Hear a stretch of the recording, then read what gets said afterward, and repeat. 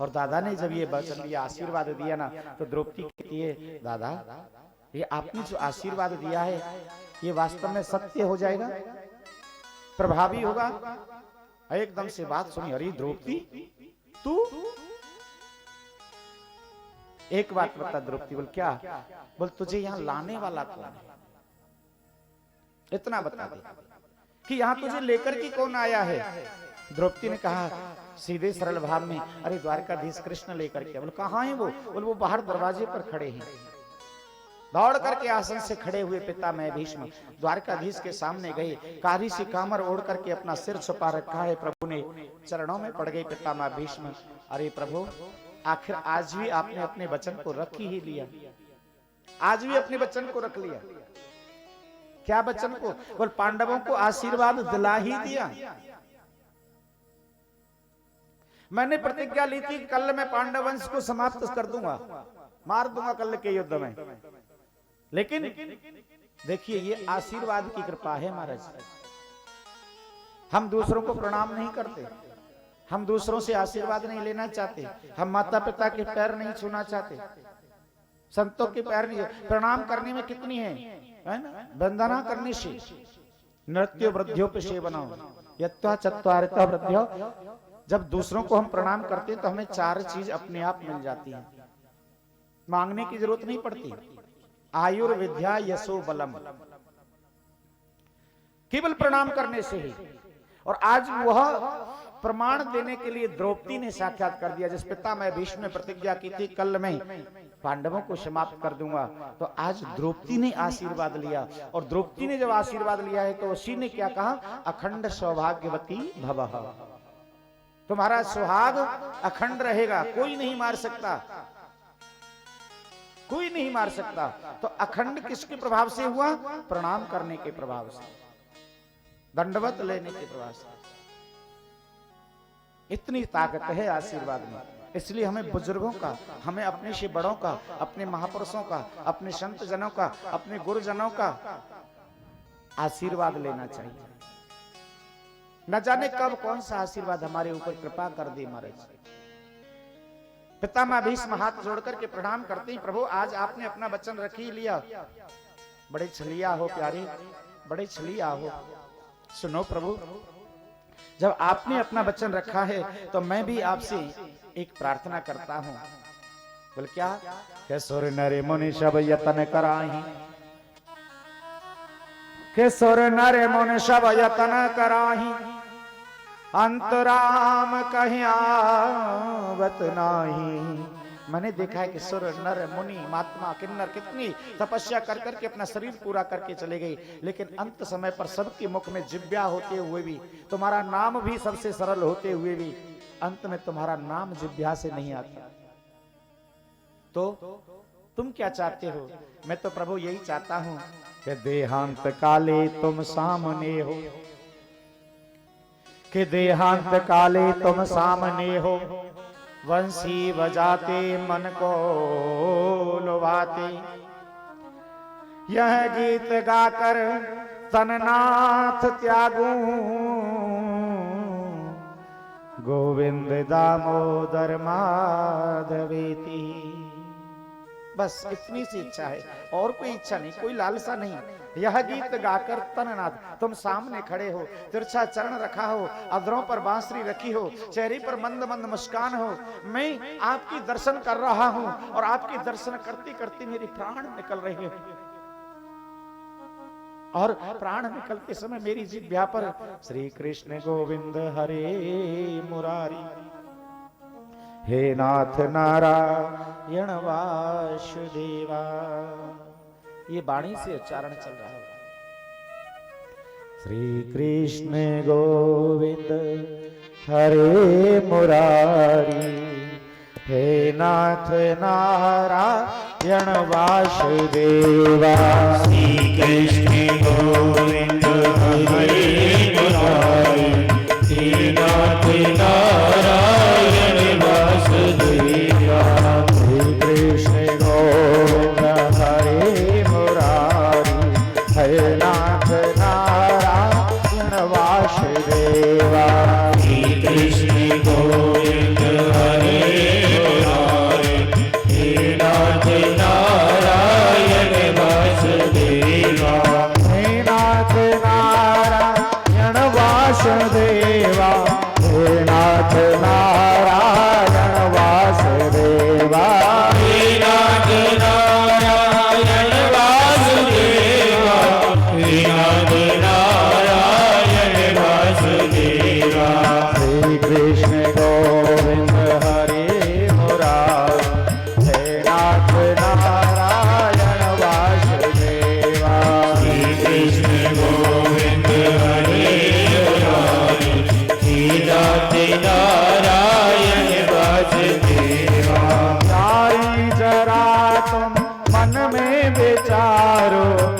साथ लाए क्या ले चलोगे प्यारी नाना तुम मन में विचारो क्या साथ लाए क्या ले चलोगे जाए सदाए संग तुम्हारे हे नाथ नारायण वासुदेवा श्री कृष्ण गोविंद हरे मुरारी हे नाथ नारायण वासुदेवा राधे कृष्णा कृष्णा कृष्णा राधे राधे राधे श्याम श्याम श्याम श्याम राधे राधे राधे कृष्ण कृष्ण कृष्ण राधे राधे राधे श्याम राधे श्याम श्याम श्याम राधे राधे कृष्ण कृष्ण कृष्ण राधे राधे राधे श्याम राधे श्याम श्याम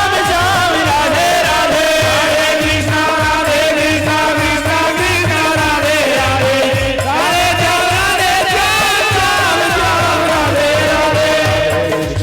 राधे कृष्ण कृष्ण कृष्ण राधे राधे श्याम राधे श्याम श्याम श्याम राधे राधे हरे कृष्ण कृष्ण कृष्ण राधे राधे हरे कृष्ण राधे श्याम श्याम श्याम राधे राधे हरे कृष्ण कृष्ण कृष्ण राधे राधे राधे श्याम श्याम श्याम राधे राधे हरे कृष्ण कृष्ण कृष्ण राधे राधे राधे श्याम श्याम श्याम राधे राधे राधे कृष्णा कृष्णा कृष्णा राधे राधे राधे श्याम राधे श्याम श्याम श्याम हरे कृष्ण कृष्ण कृष्ण राधे राधे राधे श्याम राधे श्याम श्याम राधे राधे हरे कृष्ण कृष्ण कृष्ण राधे राधे राधे श्याम राधे श्याम श्याम श्याम राधे राधे हरे कृष्ण कृष्ण कृष्ण राधे राधे राधे श्याम राधे श्याम श्याम राधे राधे कृष्ण गोविंद हरे मुरारी हे नाथ नारायण वासुदेवा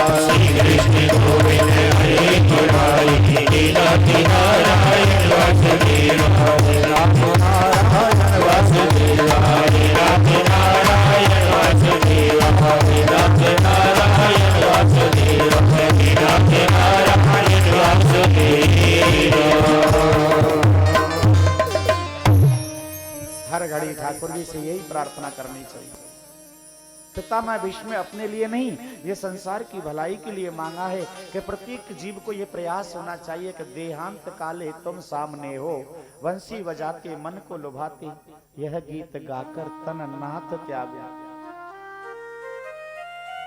लेकिन अंत समय पर तो ठाकुर जी का नाम भी नहीं निकल कर गया। एक सेठ जी थे, जी तोड़ करके मेहनत की, खूब परिश्रम किया, 4 बेटा थे उनके, करोड़ों की संपदा थी, लाखों का टर्नओवर था। लेकिन जब सेठ जी की अंतिम यात्रा, अंतिम श्वास आ रही थी तो बोल बंद है गए। और बोल बंद है गए हो तो बोल बंद हो जाने के बाद में फिर सेठ जी प्रयास करने लगे बोलने का प्रयास करते, लेकिन आवाज नहीं आती।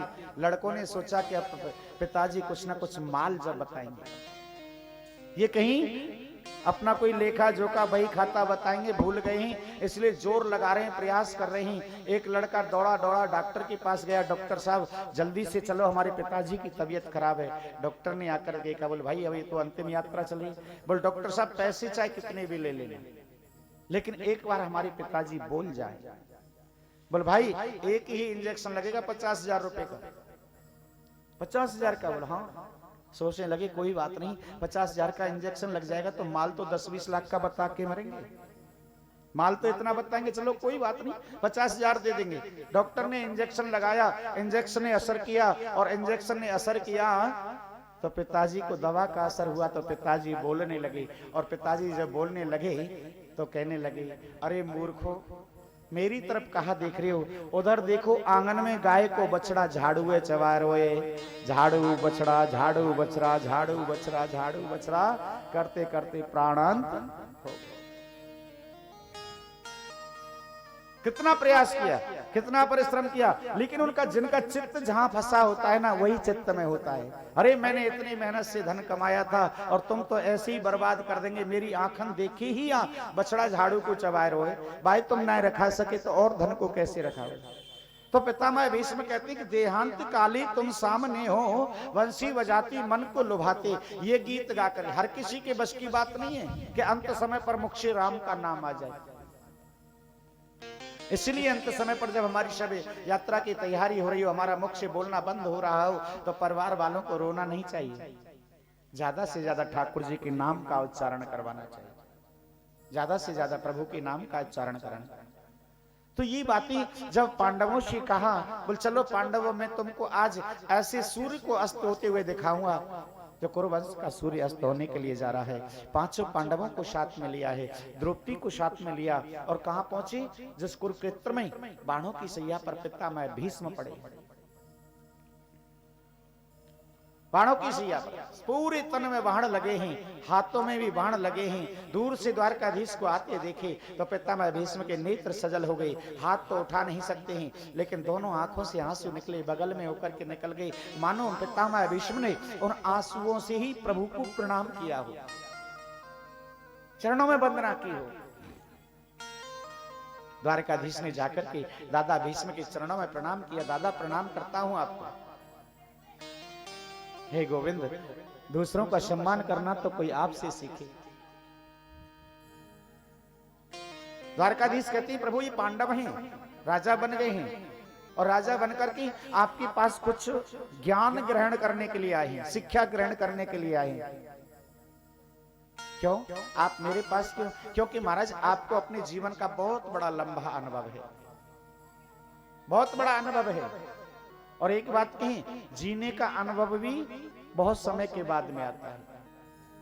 कहते हैं ना कि जीवन खत्म हुआ तो जीने का ढंग आया, और समा बुझ गई तो महफिल में रंग आया।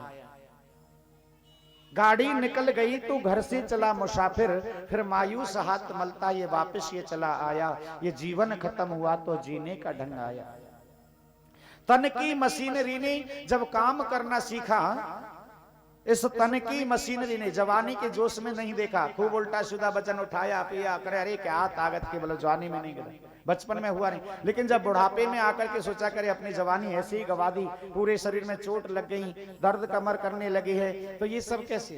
तन की मशीनरी ने ही जब काम करना सीखा, तन की मशीनरी के हर पुर्जे पे जंग आया। जीवन खत्म हुआ तो जीने का ढंग आया। जब अनुभव हुआ तो ये सर की शरीर की मशीनरी ने काम करना, कहीं घोंटों में दर्द हो रहा है, कहीं कमर में दर्द हो रहा है, कहीं गर्दन में दर्द हो रहा है। तो आज दिख रही कि महाराज द्वारकाधीश कृष्ण कहते हैं कि प्रभु आपको अपने जीवन का बड़ा लंबा अनुभव है, और इसी अनुभव होने के नाते पांडव तुम्हारे पास कुछ ज्ञान लेने के लिए आए हैं।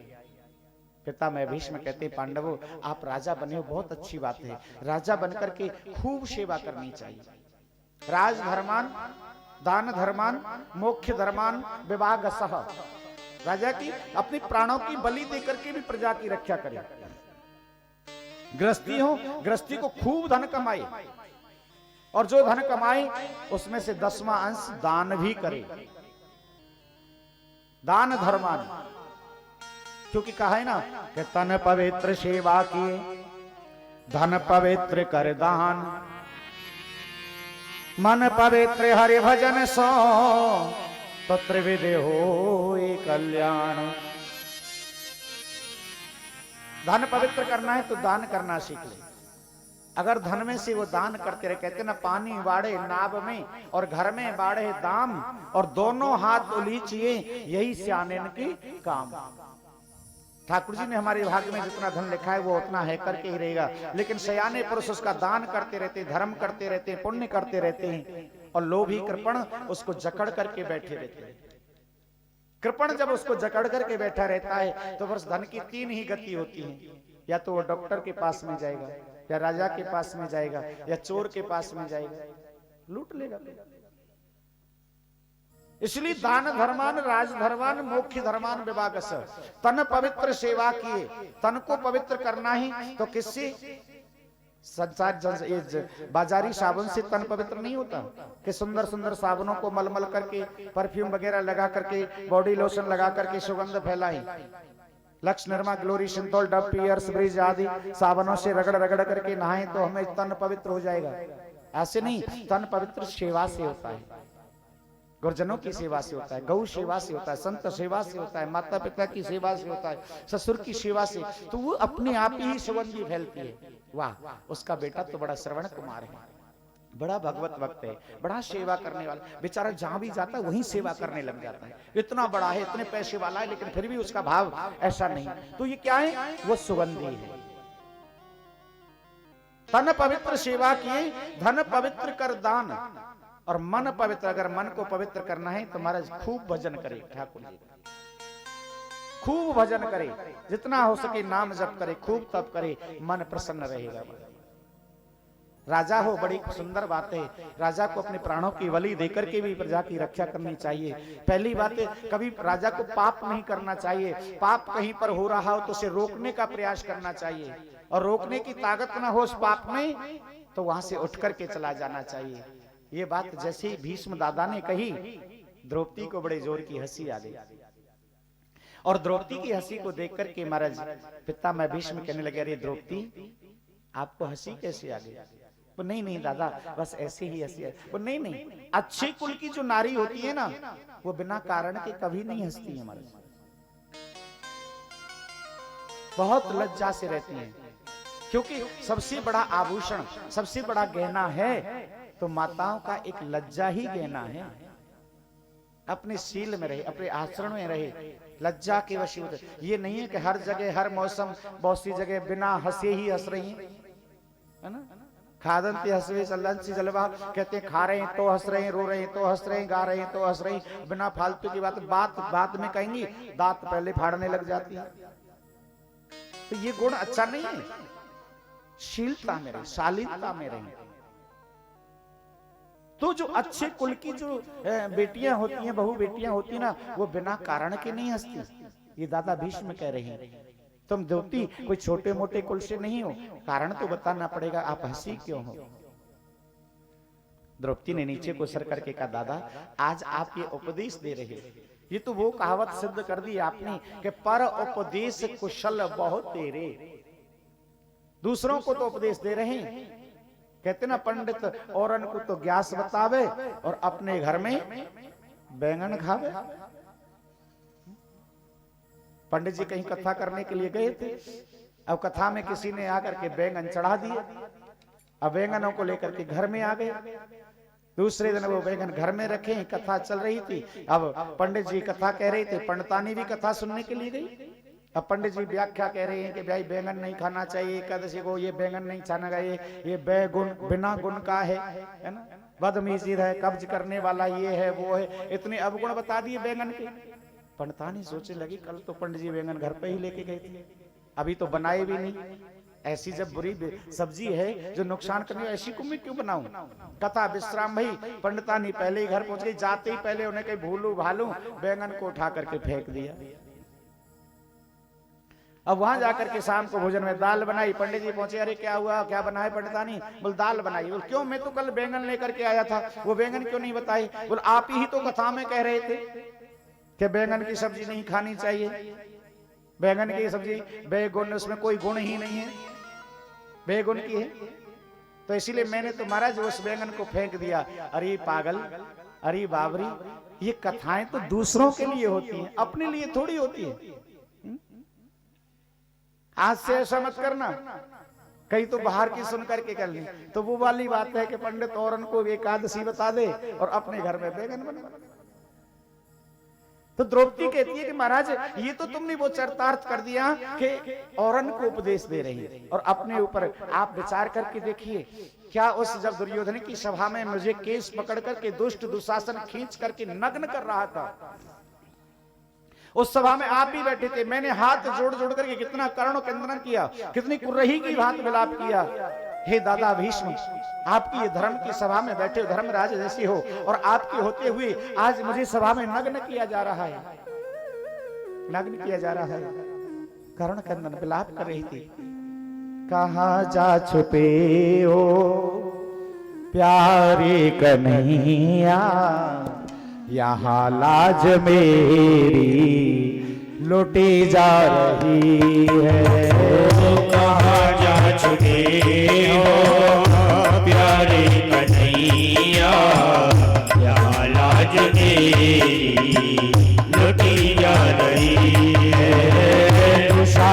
के हाथों तेरी द्रौपदी की, दुशासन के हाथों तेरी द्रौपदी की, सभा बीच सा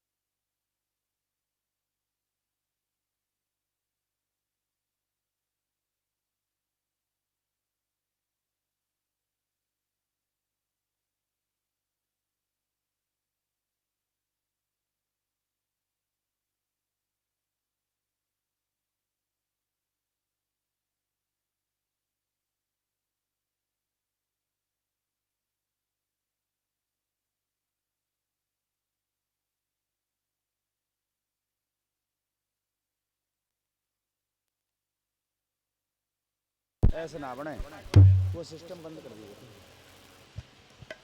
दिया। दुशासन के हाथों तेरी द्रौपदी की, दुशासन के हाथों तेरी द्रौपदी की, सभा बीच साड़ी खिंची जा रही है। क्या छुपी हो प्यारे कन्हैया, यहाँ लाज मेरी लुटी जा रही है। हरि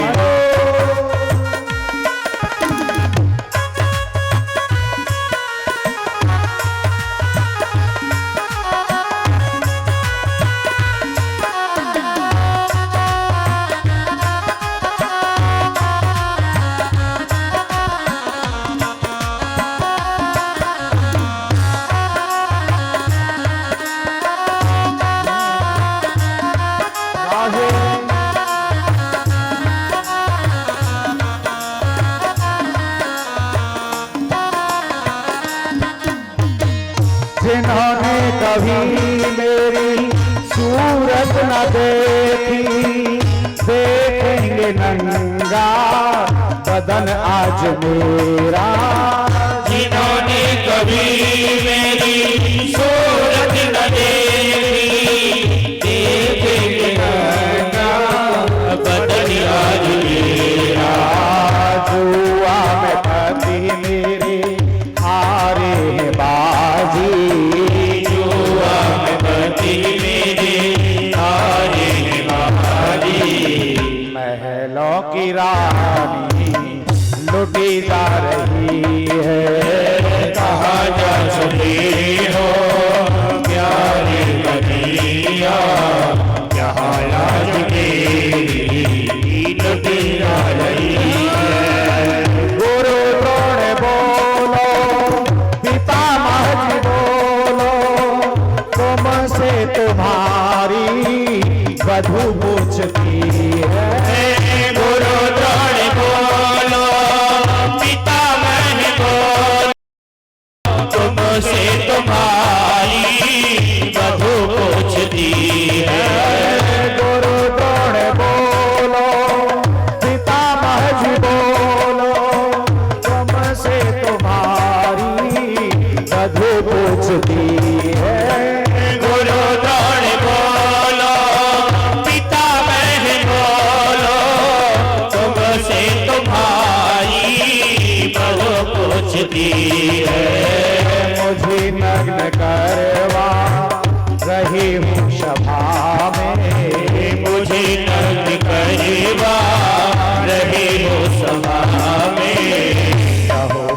अफवाहें घिसी जा रही है। कहाँ जा चुकी हो प्यारी कन्हैया, यहाँ लाज मेरी लुटी जा रही है।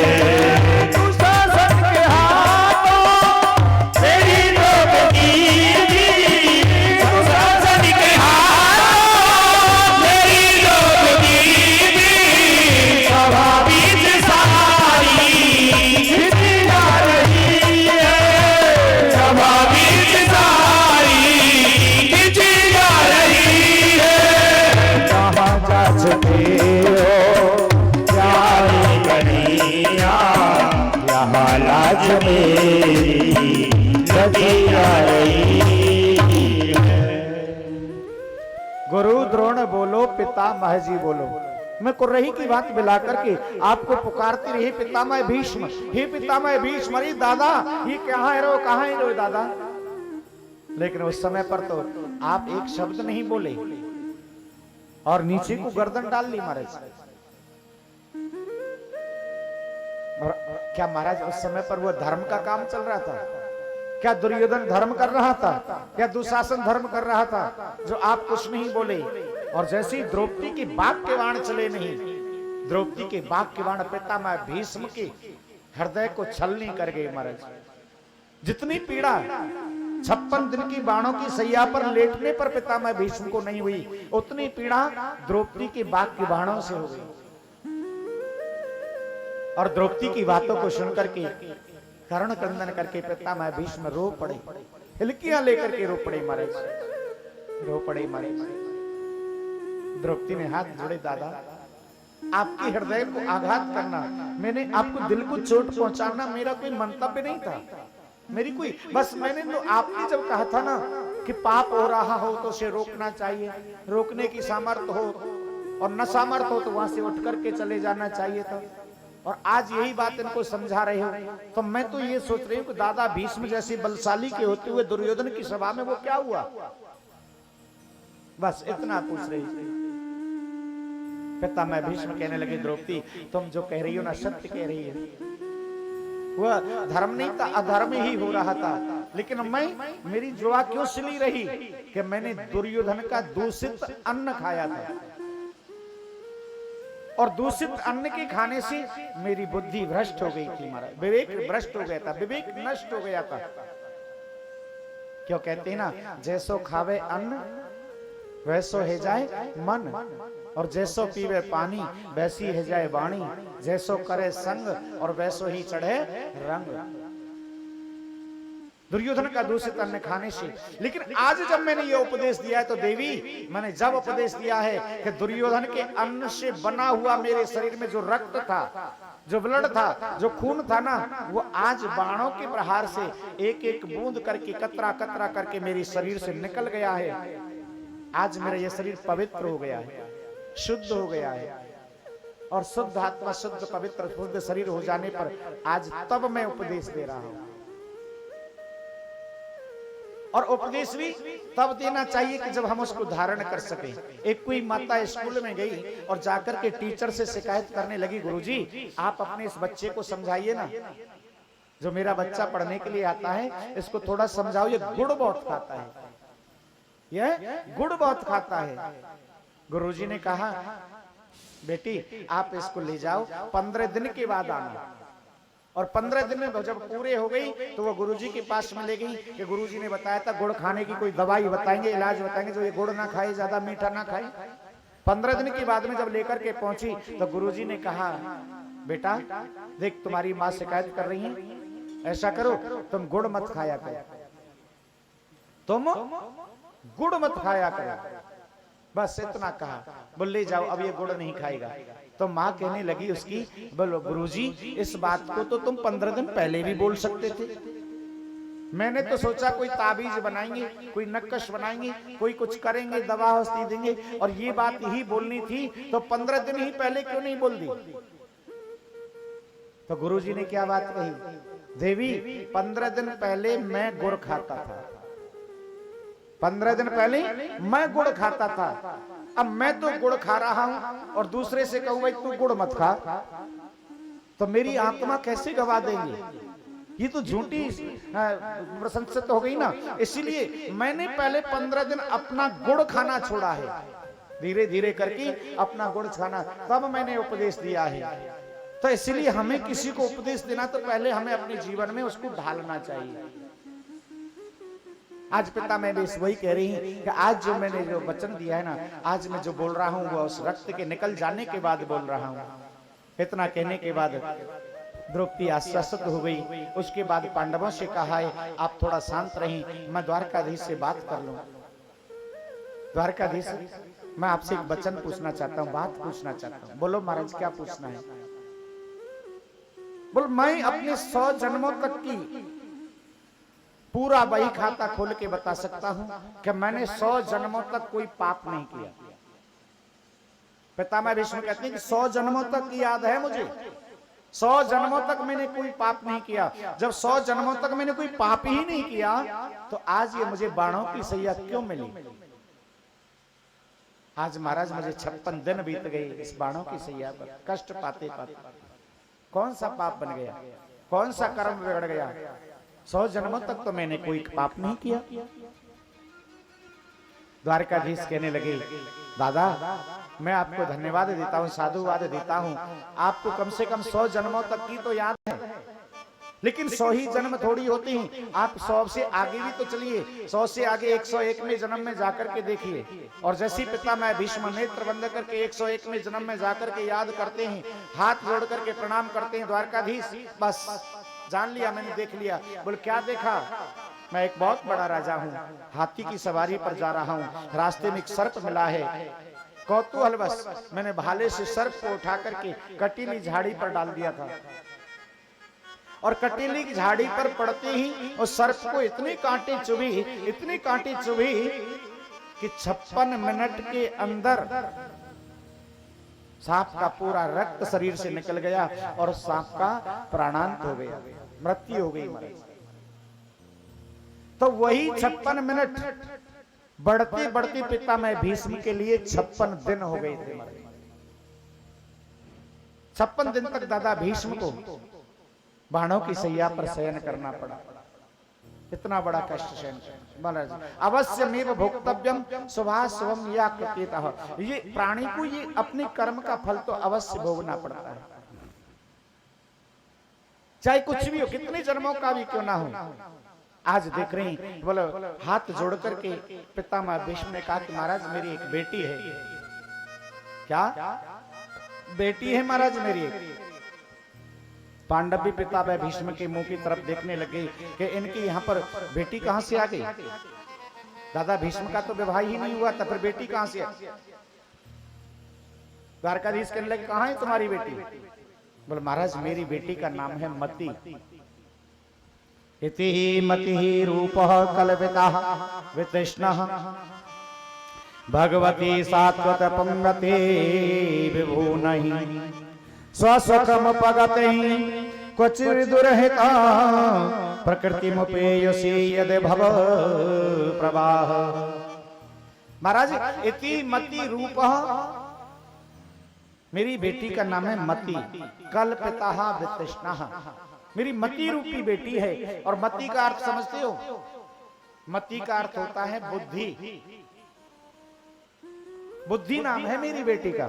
मेरी बुद्धि रूपी बेटी को मैं आपकी चरणों में समर्पित करता हूं। और बस यही कहते कहते पितामह भीष्म ने शरीर से ज्योति निकल करके आई है। बड़ा सुंदर इच्छा मृत्यु वरदान पाने वाले दादा भीष्म का मेरे गोविंद ने दर्शन दे करके और उनका वचन को रखा। पितामह भीष्म की मृत्यु को सुधारने के बाद प्रभु रथ में बैठकर के हस्तिनापुर के लिए जाते हैं। परीक्षित जी महाराज बड़े हो जाते हैं, और परीक्षित जी जब महाराज बड़े हो जाते हैं तो एक दिन परीक्षित जी का विवाह इरावती नाम की कन्या के साथ युधिष्ठिर जी महाराज करते हैं। और जब युधिष्ठिर का विवाह हो जाने के बाद परीक्षित का राज्य काज बड़ा सुंदर चल रहा है। एक दिन संत नारद जी आते हैं और नारद जी युधिष्ठिर से कहते हैं युधिष्ठिर आज से 6 महीने के बाद कलयुग आ जाएगा, और कलयुग के आगमन पर फिर तुम धर्म को कैसे रख पाओगे, तुम सत्य कैसे बोल पाओगे? कलयुग का स्वरूप तो झूठ बोलना है, और तुम हो सत्यव्रतधारी, कैसे अपने आगे का रास्ता सोच लो, समझ लो। बस इतना नारद जी के मुख से सुना। नारद जी तो चले गए। कुछ समय के बाद में दो ग्रस्त लड़ते हुए महाराज युधिष्ठिर की सभा में आते हैं। बोल महाराज इसने मेरा धनहरण किया है। बोल नहीं महाराज मैंने इसका धरण नहीं किया। बात क्या है? बोल महाराज मैंने इसके लिए प्लाट बेचा था, इसने मुझे पैसे दिए। जब इसने प्लाट बनवाना शुरू किया तो उसमें असरफियों का घड़ा निकला, तो मैं इसके पास वो घड़ा लेकर के गया। बोल भाई मैंने तुझे जमीन का पैसा दिया है, असरफियों का पैसा नहीं दिया, तो अपना घड़ा रखो। तब इसने महाराज मना कर दिया, नहीं नहीं भाई हमने प्लाट बेच दिया, तुम सोना निकले, चांदी निकले, सांप निकले, बिच्छू निकले, सब तेरा, अब हमारा कोई हक नहीं। लेकिन महाराज अब मैंने उसमें मकान बना लिया, तो अब रोजाना झगड़ा करता है कि मेरे प्लाट में से जो सोने का घड़ा निकला था उसको मुझे दे। तो युधिष्ठिर जी महाराज समझ गए कि अब कलयुग की छाया आने वाली। तुरंत ही पूरा राज्य परीक्षित के लिए दे दिया है, और स्वयं पांचों पांडव और द्रौपदी के सहित यात्रा पर निकल गए हिमालय की पर। और हिमालय की यात्रा पर जाते हुए जैसी बर्फ में प्रवेश किया है, सबसे पहले माता द्रौपदी उस बर्फ में गलने लगी, विलीन होने लगी, लपने होने लगी। द्रौपदी ने ठाकुर जी से प्रार्थना की है, अरे ठाकुर जी सबसे पहले मेरा कौन सा अपराध है जो मैं ही साथ छोड़ करके जा रही हूं। इसके दो भाव है। एक तो भाव यह है कि महाराज सबसे बड़ा परम सुख होता है कि पति के सामने ही पत्नी चली जाए, तो इससे बड़ा सुख कौन सा होगा? सबसे बड़ा सुख है। दूसरा भाव है कि महाराज भगवान कहती द्रौपदी वैसे तो तू पांचों की पत्नी थी, लेकिन अर्जुन से ज्यादा प्रेम करती थी, इसीलिए एक पक्ष प्रेम करने वाले का पतन हो जाता है। दूसरी बार नकुल सहदेव जाने लगे, बोल आपको अपने रूप और ज्ञान पर मानता। फिर भीम जाने लगा, बोल महाराज मैं क्यों जा रहा हूं? बोल तू ज्यादा खाता था, ज्यादा खाने वाले का भी पतन हो जाता है। भोजन कहीं करने जाते हो तो कहते ना राम नाम जपना और पराया माल अपना। अपने घर में तो ना हम तो एक फुलकिया ही खाएं, ज्यादा तो ना खाएं। और दूसरे के यहाँ कहीं बुलाए वो आ जाए जेमे को, तो दूध ना पहले तो नॉन को पानी पीवे लग जाएंगे, फिर तो लाओ ले आओ ले आओ ना, इतनी तो अच्छी खुराक हो तो मैं खूब खा लूं। तो ज्यादा जो खाता है ना उसका पतन हो जाता है। भीम का पतन हुआ है। अर्जुन बोल महाराज तुम गांडीव धनुष के ऊपर अभिमान करते थे इसलिए तुम्हारा पतन हो गया। युधिष्ठिर जी महाराज रह गए। अब युधिष्ठिर की स्वर्गारोहण की यात्रा में भी धर्मराज आकर के परीक्षा लेते हैं। एक रूप से धर्मराज बने हुए हैं और दूसरे रूप से कुत्ते का रूप ले रखा है। और कुत्ते का रूप लेकर के कहते हैं अरे धर्मराज मैं आपको इस देही के द्वारा स्वर्ग तो ले चलूंगा, लेकिन आपके साथ में जो कुत्ता आ रहा है ना इसका साथ छोड़ दो। अब युधिष्ठिर को तो ये भी नहीं पता था कि मेरे साथ कोई कुत्ता भी आ रहा है, लेकिन युधिष्ठिर ने विचार किया किसी के पीछे अगर कोई 7 कदम चल लेता है ना, 7 कदम चलने पर उसे मित्र की संज्ञा हो जाती है, और जो मित्र बन गया उसको कैसे साथ छोड़ दूं। युधिष्ठिर ने कह दिया महाराज मैं स्वर्ग छोड़ दूंगा लेकिन कुत्ते का साथ नहीं छोड़ूंगा। धर्मराज युधिष्ठिर की परीक्षा लेने के लिए धर्म वहां पर भी पहुंचे हैं, और जब ऐसे सत्य अड़े के धर्मराज युधिष्ठिर को देखा है तो साक्षात धर्मराज प्रकट होकर के आए हैं। बोल राजन मैं इस देही के द्वारा ही लेकर के चलूंगा, लेकिन तेरा वैसे तो जीवन में बहुत पुण्य है क्योंकि तूने सत्य संभाषण किया है, लेकिन एक जगह पर छोटा सा झूठ भी बोला है, और उसी झूठ के कारण तुझको पाप लगेगा, और उस पाप लगने के कारण तुझे 2.5 घड़ी के लिए तो नरक में जाना पड़ेगा। आप विचार करिए।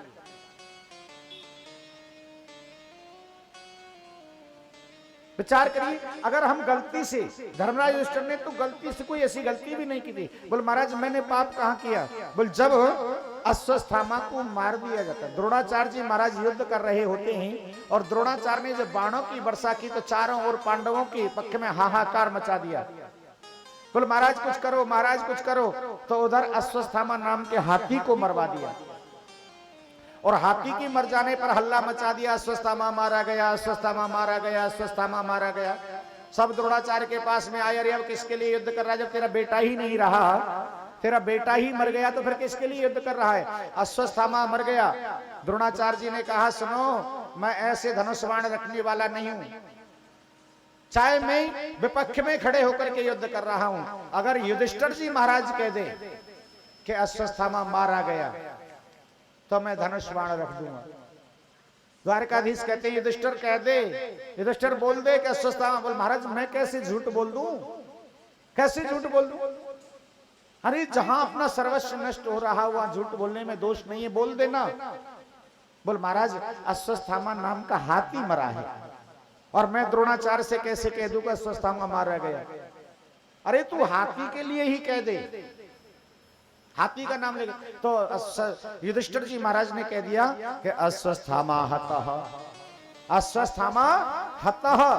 और हत कहते ही द्वारकाधीश प्रभु ने शंख बजा दिया जोर से, और पीछे युधिष्ठिर ने कहा कि नरो वा कुंजरो वाह। ये नहीं पता कि नर है कि कुंजर है, मानव है कि हाथी, लेकिन अश्वत्थामा मारा गया। युधिष्ठिर जी महाराज पहले ही शब्द को बोले तो उसी को द्रोणाचार्य ने सुना, और द्रोणाचार्य ने सुनते ही धनुष बाण रख दिया।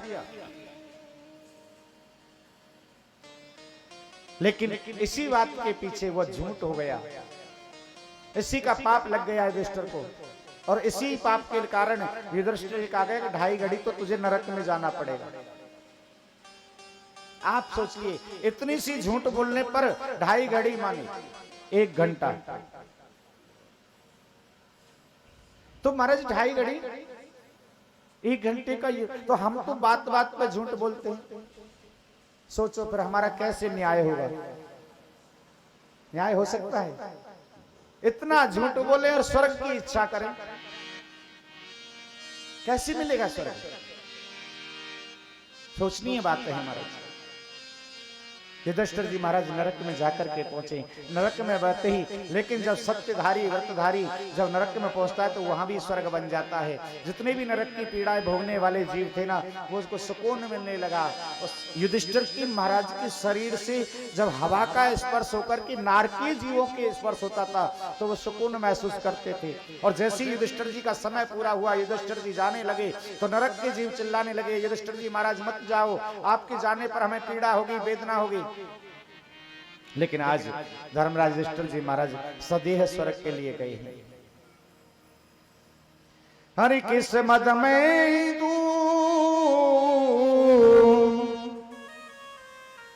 हरि किस धन मद में तू बैठा बाबरे, हरि किस धन में बैठा है बाबरे, और किस्मत में मस्ताना है। हो जाने वाले जाग जरा, संसार मुसाफिर खाना है। जाने वाले जाग जरा, संसार मुसाफिर खाना है। जाने वाले जाग जरा, संसार मुसाफिर खाना है। जाने वाले जाग जरा, संसार मुसाफिर खाना है। किस्मत में बैठा है बाबरे, किस्मत में बैठा है बाबरे, किस धुन में बैठा है बाबरे, किसी धुन में बैठा है बाबरे। किस्मत में मस्ताना है। और जाने वाले जाग जरा, संसार मुसाफिर खाना है। जाने वाले जाग जरा, संसार मुसाफिर खाना है।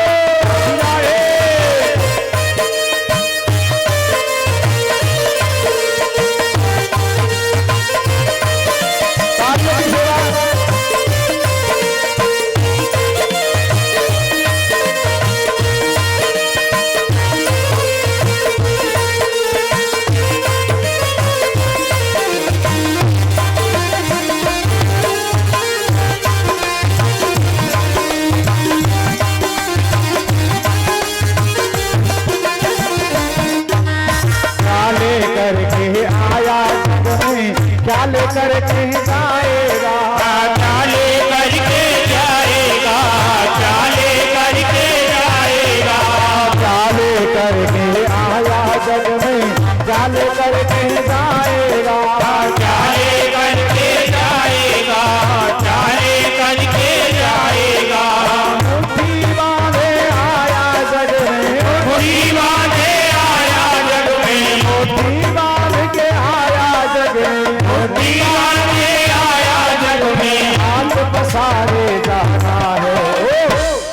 जाने वाले जाग जरा संसार मुसाफिर खाना अरे जाने वाले जाग जरा संसार मुसाफिर खाना इस धुन में बैठा है बाबू रे इस धुन में बैठा है बाबू रे इस मध में बैठा है बाबू रे इस मध में बैठा है बाबू रे इस मध में मस्ताना है जाने वाले जाग जरा संसार मुसाफिर खाना है अरे जाने वाले जाग जरा संसार मुसाफिर खाना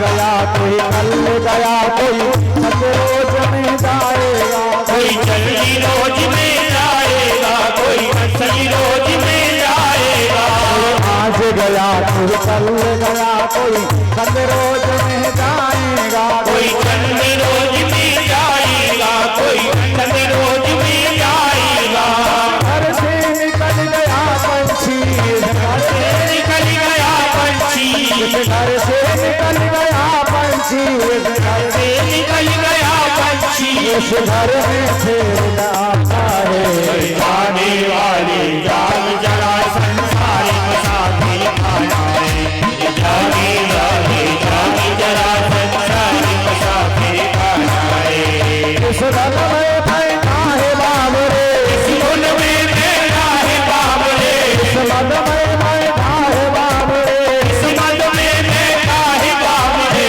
इस मद में मस्ताना है जाने वाले जाग जरा संसार मुसाफिर खाना है जाने वाले जाग जरा संसार मुसाफिर खाना हरि बोल।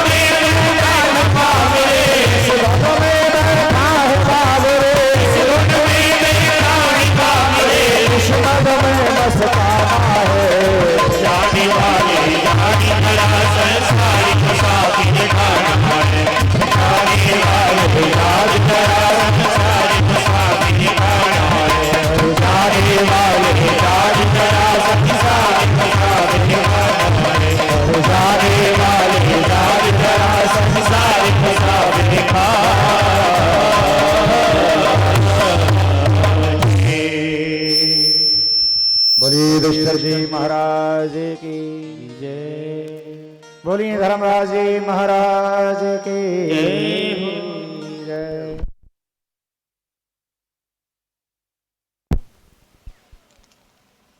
क्यों लाइट आई इधर? आज देख रहे हैं कि महाराज धर्मराज युधिष्ठिर सदेह स्वर्गारोहण की यात्रा में सफल हुए।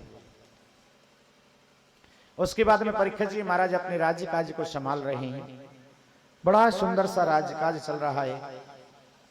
महाराज परीक्षित जी महाराज वेश बदल बदल करके अपने नगर में भ्रमण करते हैं कि मेरे राज्य में कोई दुखी तो नहीं है, किसी को कोई परेशानी तो नहीं है। लेकिन महाराज आज उन्होंने क्या देखा है, एक बैल के 3 पैर टूटे हुए। परीक्षित जी महाराज ने देखा एक बैल के 3 पैर टूटे हुए हैं और एक पैर पर खड़ा है, आंखों से अश्रुपात कर रहा है, रो रहा है।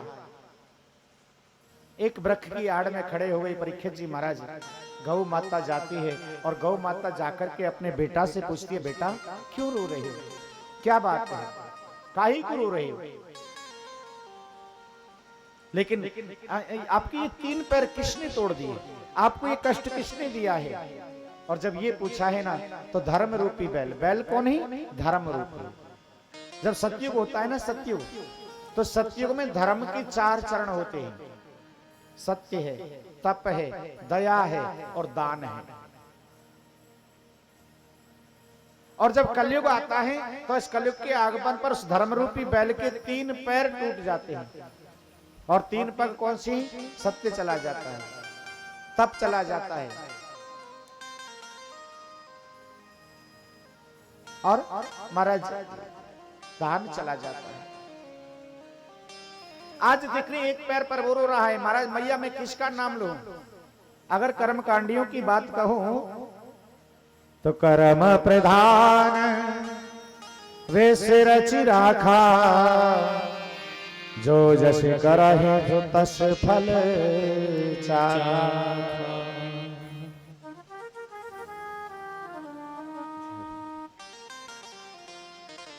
को काहू न सुख दुख कर दाता, निज कृति कर्म भोग सब भ्राता। कोई किसी को सुख नहीं दे सकता, कोई किसी को दुख नहीं दे सकता। जो भी प्राणी को फल प्राप्त होता है ना, वो महाराज बस ऐसे ही फल प्राप्त होता है। कैसी? अपने कर्म के द्वारा। न्यायिक मीमांसाओं की बात करें तो न्यायिक मीमांसा कहते हैं कि सुख दुख तो होता ही नहीं है, ये तो मन की कल्पना है। नहीं गुड़ाकेश यशोधराणाम वृद्धा जने भय किंचन।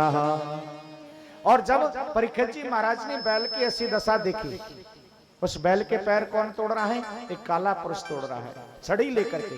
और छड़ी लेकर के जब बैल के पैरों को तोड़ रहा है ना, तो परीक्षित जी महाराज ने अपना धनुष उठाया, बाण उठा करके, रे दुष्ट तिष्ठति, रुक जा, मैं तेरा अभी दंड देता हूं, अभी तेरे मृत्यु करता, अभी मैं आपको तुम्हें मारता हूं।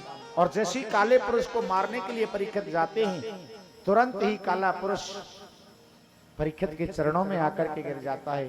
पाही माम, जीवन दान दे दो महाराज, जीवन दान दे दो, जीवन दान दे दो, जीवन दान दे। परीक्षित जी महाराज को अपने दादाओं की बात याद आ गई कि बेटा जीवन में 3 वचनों को याद रखना। कौन सा? कि अतिथि का हमेशा सत्कार करना, अतिथि का हमेशा सत्कार करना, कभी जीवन में पाप मत करना, और शत्रु भी अगर शरण में आ जाए तो उसे क्षमा कर देना। आज ये शत्रु स्वरूप कलयुग जैसी परीक्षित के चरण में आया है, पाही माम। बोल कौन हो तुम? बोल मैं महाराज, मेरा नाम कली है। कली? अरे कली का मेरे नगर में क्या मतलब है, क्यों आगमन हुआ तुम्हारा? बोल महाराज कहां जाके रहूं फिर? तो परीक्षित जी महाराज ने कहा है कि धूत पानम स्त्रियासूना यत्र धर्मा चतुर्विदा। अरे तुझे बास करना है तो जहां जुआ खेला जाता हो वहां जाकर के बास कर। एक बात कहूं, जहां जुआ खेला जाता है ना, वहां कली का वास होता है। क्योंकि जुआ कभी भी ईमानदारी से नहीं होता, सच्चाई से नहीं होता। अगर जुआ सच्चाई से होता, ईमानदारी से होता, तो जुए में धर्मराज युधिष्ठिर हारते नहीं, महाराज हारते नहीं उसको। जुआ हमेशा छल से होता है, कपट से होता है महाराज, क्योंकि वहां कलयुग का वास है। पर स्त्रियां सुना, पर स्त्री के रूप में कलयुग का वास है। जहां पान किया जाए, मदरा पी जाती हो, शराब का सेवन होता हो, जिस घर में मदरा का सेवन होता हो, वहां तू जाकर के वास कर। कलयुग कहने लगा महाराज ये तो तीनों जगह गंदी हैं, कम से कम कोई एक जगह तो बढ़िया बता दो। सहर्षि राजा परीक्षित के मुख से निकल गया कि कांचनम स्वधर्मानित्रः, क्या है कि महाराज सोने में भी जाकर के, सोने में। शौनकादिक ऋषियों ने पूछा कि महाराज गीता में भगवान कहते हैं कि दास्तु अस्मिन् कांचनः, धातुओं में सोना मेरा स्वरूप है। जब धातु में सोना ठाकुर जी का स्वरूप है, स्वयं ठाकुर जी ही सोना है, तो फिर सोने में कलयुग का वास कैसे? कहने लगे अधर्म की नीति से कमाया हुआ धन से जो सोना बनता है ना, उसमें कलयुग का वास होता है। कपट से, लूट के, मार के, धन हरण करके, बेईमानी से जो सोना मिलता है ना, उसमें कलयुग का वास होता है।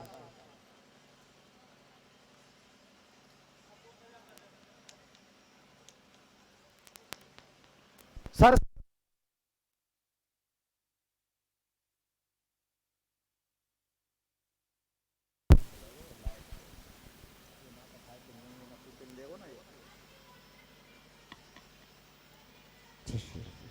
बोलिए कृष्ण कन्हैया लाल की, बोलिए द्वारकाधीश की जय हो। तो महाराज कांचन जो सर से ऊपर का सोना है उसमें, अब कलयुग ने विचार कर लिया, अब तो मैं किसी ना किसी रूप से इसके नगर में प्रवेश कर ही जाऊंगा। कलयुग को प्रवेश होने का रास्ता मिल गया है। परीक्षित जी महाराज अपने नगर में आते हैं। परीक्षित जी ने विचार किया कि मेरे पूर्वज मेरे लिए क्या छोड़ के गए। देखो तो सही, प्रत्येक संतान की लालसा रहती है, प्रत्येक संतान की, कि हमारे दादा पूर्वजों के पास इतना धन था, वो कहां रखा है। सोचा कि खजाने को खोल करके देखा है, और जब खजाने को खोला है तो उस खजाने में एक सोने का बक्सा है। सोने के बक्से को खोला तो उसमें एक सुंदर सा हीरे मोती माणिकों से जड़ा हुआ सुंदर सा मुकुट है। अरे इतना सुंदर मुकुट, अरे मेरे पूर्वज कितनी कितनी कितने कृपण थे, कितने लोभी थे, जो इतने सुंदर मुकुट को कितना गहरे तहखाने में छुपा करके रखा है। बताओ, बहुत से बुजुर्ग ऐसे लोभी होते हैं, बढ़िया चीज को छुपा के रखते ही चले जाएंगे, रखते ही चले जाएंगे, बचाते रखते चले जाएंगे। अगर मैं इस मुकुट को अपने सर पे धारण करूंगा तो मुझे कितने सुंदर शोभायमान लगूंगा सिंहासन पर बैठ करके। यह बिना विचार किए परीक्षित जी महाराज इस मुकुट को धारण करते हैं। लेकिन परीक्षित को ये पता नहीं है कि वो जो मुकुट है ना, वो अधर्म की नीति का मुकुट है, अधर्म का लाया हुआ ढंग से जरासंध का मुकुट है। पांडव युधिष्ठिर जी जानते थे कि मेरा कुल का कोई भी प्राणी इस ऐसे धन का स्पर्श ना करे, इसलिए उसे बक्से में बंद करके तहखाने के कोने में डाल दिया था। आज उसी मुकुट को परीक्षित जी महाराज ने अपने सर पे धारण कर लिया, और सर पर धारण करते ही एकदम से उसका विवेक भ्रष्ट हो गया, ज्ञान नष्ट हो गया। और जो राजा कभी शिकार नहीं करता था, आज वह घोड़े को तैयार करवाता है शिकार के लिए, जीन कस करके शिकार करने के लिए जाता है, और जंगल में अनेक प्रकार के शिकार करने लगता है। शिकार करते करते करते करते जब वो थक जाता है तो वापस लौट करके आता है, तो राजा को बड़े जोर की प्यास लगी होती है, तृष्णा लगी होती है। महाराज सोचने लगा घर तो बहुत दूर है, ये एक महात्मा की कुटिया है, मैं इस आश्रम पर चल करके जल पी लूं। समीक जी का आश्रम है, और उस आश्रम में प्रवेश किया। समीक जी समाधि में बैठे हुए हैं, उन्हें कोई ये पता नहीं कि मेरे आश्रम में कौन आया है, राजा आया है, कुछ आया है कि नहीं आया, कोई पता नहीं, वो तो समाधि में है। महाराज बैठी रही। परीक्षित जी ने प्रवेश किया, और परीक्षित जी ने देखा कि अरे मेरे नगर में रहने वाले महात्मा, मेरे टुकड़ों पे पड़ने वाले बाबा जी मेरे लिए पाद्य नहीं दे रही, मेरा स्वागत नहीं कर रही, मुझे आसन नहीं दे रही, मुझे जलपान की भी नहीं पूछ रही। मेरे ही नगर में रहते हैं और मेरा ही स्वागत नहीं। अभी मजा चखाता हूँ। बाहर निकल कर के गया, इधर उधर दृष्टि डाली तो राजा परीक्षित को क्या नजर आया? मरा हुआ सर्प। मरे हुए सर्प को राजा ने बाण से उठाया और उठाकर के ऋषि के गले में डाल दिया। और गले में डालने पर और बस चला गया और जाकर के अपने नगर में पहुंच गया। संगी जी बेटा हैं उनके, और जब वो आए हैं तो उन्होंने देखा मेरे पिता के गले में मरा हुआ सर्प है, तो बेटा खूब रोने लगे।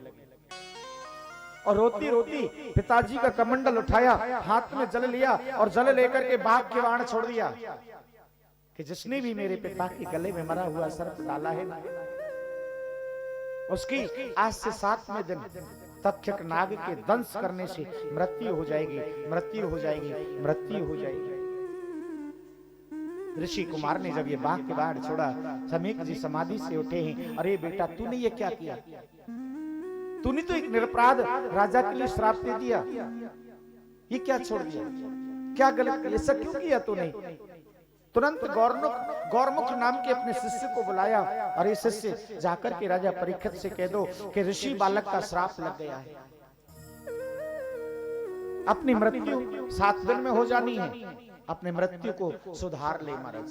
राजा परीक्षित से बोल के गौरमुख नाम के शिष्य इधर से जाते हैं और उधर राजा अपने जैसी सर से मुकुट को उतारता है। मुकुट के उतारते ही एकदम से विवेक आता है, और विवेक आके एकदम से सर पकड़ लेता है राजन। अरे परीक्षित, तूने ये क्या किया? अरे निरपराध संत के गले में मरा हुआ सर्प डाल दिया। अरे ये तो तूने पाप कर दिया, पाप कर दिया तूने। बेचैन हो गया राजा, बेकल हो गया, तड़पने लगा। और एक बात कहूं,